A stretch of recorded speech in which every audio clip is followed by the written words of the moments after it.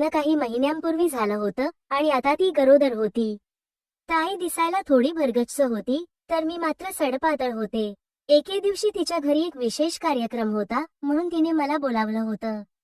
त्या निमित्ताने मी तिथे 10 दिवस राहायला गेले होते आणि त्या 10 दिवसांत माझी जिजूशी चांगलीच मैत्री झाली. ताई जाड असल्यामुळे तिच्याबरोबर जिजूंना काहीच करता येत नव्हते, म्हणून मी तिथे 10 दिवस गेल्यावर जिजूंची इच्छा मी पूर्ण केली आणि त्यांनी मला सलग 10 दिवस. नमस्कार मित्रांनो, मी ताईकडे तिच्या घरी एक कार्यक्रमासाठी 10 दिवस राहायला गेले होते. तिचं लग्न झालं त्याला 6-7 महिनेच झाले होते. मी तिथे फक्त थोडे दिवस राहून परत येईन असं मला वाटलं होतं. पण तिथे पोहोचल्यावर माझ्या आयुष्यातल्या काही गोष्टी कायमच बदलून जातील याची मला अजिबात कल्पना नव्हती. कारण मला तिकडे बोलवून घेण्यामागे जिजूचा हात होता. त्यांना कसल्याही परिस्थितीत ताईकडून न मिळालेली साथ माझ्याकडून मिळवायची होती. मी त्या दिवशी ताईच्या घरी 10 दिवसांचे कपडे घेऊन गेले. लग्नानंतर ताई अजूनच जाड झाली होती. तिच्याकडे पाहून मी आश्चर्यचकित झाले. ताईचं वय 35 वर्ष होतं आणि माझं वय 26 होत. मी तिथे राहायला गेल्यानंतर त्या 10 दिवसांत जिजू आणि माझ्यात एक अनोखा बंध तयार झाला, जी एका वेगळ्या नात्याची सुरुवात होती. खरं तर ताईच्या लग्नाआधीपासूनच जिजू आणि माझ्यामध्ये एक वेगळाच नात होत आणि जिजू माझ्याशी एकदम मोकळेपणाने वागायचे. ताईने मला ताईच्या बाजूच्या गेस्ट रूम मध्ये जाण्यास सांगितलं. मी तिथे जाऊन फ्रेश झाले आणि थोडा आराम करून बाहेर आले. त्यानंतर ताई आणि जिजू घरी कार्यक्रम असल्यामुळे काही सामान आणण्यासाठी बाहेर जात होते. त्यामुळे ते मला म्हणाले, तूही चल आमच्या बरोबर. पण मला खूप कंटाळा आला होता, कारण मी खूप प्रवास केला होता. नंतर जिजूनी माझी अवस्था पाहून ताईला सांगितलं, आपण जाऊयात आणि थोडं लवकर सामान घेऊयात. मग ते दोघेही बाहेर गेले. संध्याकाळी दरवाजा उघडताच मला ताई आणि जिजू सर्व सामानासहित दिसले. त्यांच्यासोबत त्यांनी माझ्यासाठी एक पार्सलही आणलं होतं. त्यांनी मला ते पार्सल खायला दिलं आणि त्यामुळे मी किचनमध्ये जाऊन पार्सल उघडून त्यातलं खाण्यासाठी घेतलं. खाऊन झाल्यावर मी माझ्या रूममध्ये बसले होते. त्यावेळी ताईच्या रूममधून काही आवाज ऐकू आला. क्युरिओसिटीमुळे मी त्यांच्या दरवाजाकडे जाऊन हळूच दरवाजा उघडला. तिथे पाहिलं तर जिजू ताईला प्रेमाने जवळ घेत होते, पण ताई कंटाळलेली असल्यामुळे बेडवर झोपून गेली होती. हे दृश्य पाहून मला आश्चर्य वाटलं, पण त्याचवेळी जिजूंची दया वाटली. कदाचित पुरुष ज्या गोष्टीसाठी लग्न करतात त्या गोष्टींमध्ये जिजूला ताईकडून काहीच मिळत नव्हतं. त्यामुळे मी तिथून निघून गेले. त्यानंतर जेवण करून माझं ताट घेऊन किचनमध्ये ठेवायला गेले. मी तिथून निघाल्यावर जिजूंच्या विचारांत हरवले होते, म्हणून मी पुन्हा एकदा दरवाजातून हळूच बघितलं. तिथे जाऊन पाहिलं तर जिजू निराश बसले होते आणि ताई गाढ झोपलेली होती. त्यावेळी जिजूच्या नजरेत काहीतरी कमीपण होतं. त्या क्षणी मनात काही विचार आले. दरवाजाजवळ उभं राहून मी हळूच दरवाजा उघडला. तिथे जिजू ताईला प्रेमाने जवळ घेत होते, पण ताई थकून झोपून गेली होती. ते पाहून मला जिजूच्या बाबतीत दया वाटली, कारण पुरुष ते काहीतरी मिळवण्यासाठी लग्न करतात. कदाचित तीच गोष्ट जिजूंना ताईकडून मिळत नव्हती. परत मी तिथून निघून गेल्यावर जेवण करून माझं ताट घेऊन किचनमध्ये ठेवायला निघाले. पण जिजूबद्दल विचार मनात येऊ लागले, त्यामुळे मी पुन्हा एकदा दरवाजातून हळूच बघायला गेले. तेव्हा पाहिलं तर जिजू निराश बसले होते. ताई गाढ झोपलेली होती आणि मी जिजूकडे पाहत होते. त्यावेळी जिजूनीही माझ्याकडे बघितलं आणि आमच्या नजरा एकमेकात अडकल्या. मग मी तिथून गडबडीत किचनमध्ये गेले. ताट स्वच्छ धुवून ठेवले. सकाळी उठल्यानंतर सर्वजण नाश्त्यासाठी जमले. जिजू आणि ताई तिथेच बसले होते. मी ताईची मस्करी करण्यासाठी जिजूजवळ जाऊन बसले. माझ्या एवढ्या जवळ जाऊन बसल्याने ताई थोडीही जलस झाली नाही.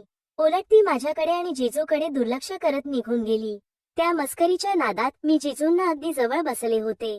मला काहीच कळलं नाही, पण जिजूच्या मनात मात्र वेगळ्या गोष्टी चालू होत्या. जेव्हा मी जिजूकडे नजर टाकली तेव्हा त्यांनी मला एकटक पाहिलं. त्यामुळे मी थोडी दचकले आणि बाजूला सरले. नंतर दोघांनी नाश्ता सुरू केला. तेव्हा जिजू म्हणाले, नवरा बायकोच्या रूममध्ये डोकावणं बिलकुल शोभणारे नव्हते. म्हणून मी जिजूंना सांगितलं की मला तुमच्या रूममधून काही आवाज आला, त्यामुळे थोडी भीती वाटली, म्हणून मी इथे बघायला आले. पण तुम्ही खूप निराश दिसत होता. यावर जिजूंनी उत्तर दिलं, ठीक आहे. मी थेट जिजूंना विचारलं, जिजू तुम्ही त्या दिवशी का निराश होता?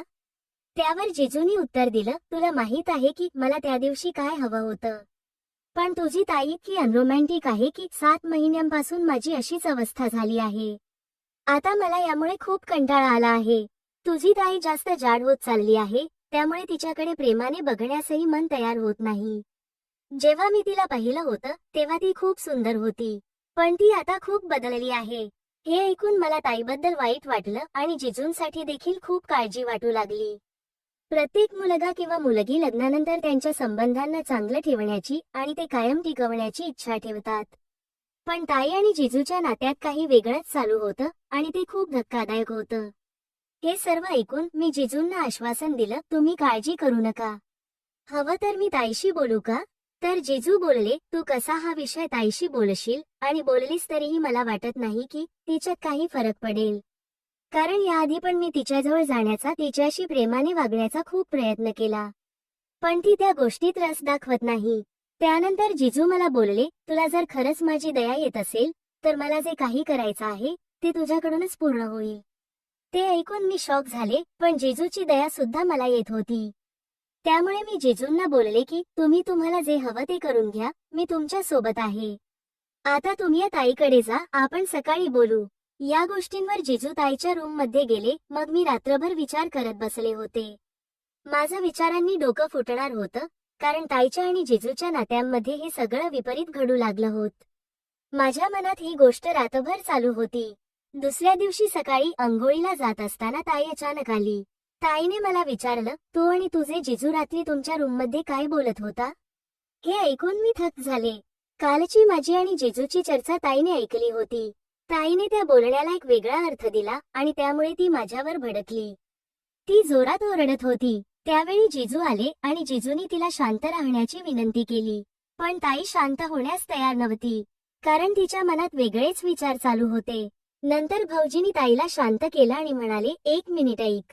त्यानंतर भाऊजींनी स्पष्ट केलं की ताईच्या वागण्यात काही चूक नाही, कारण खरी चूक तुझी आहे.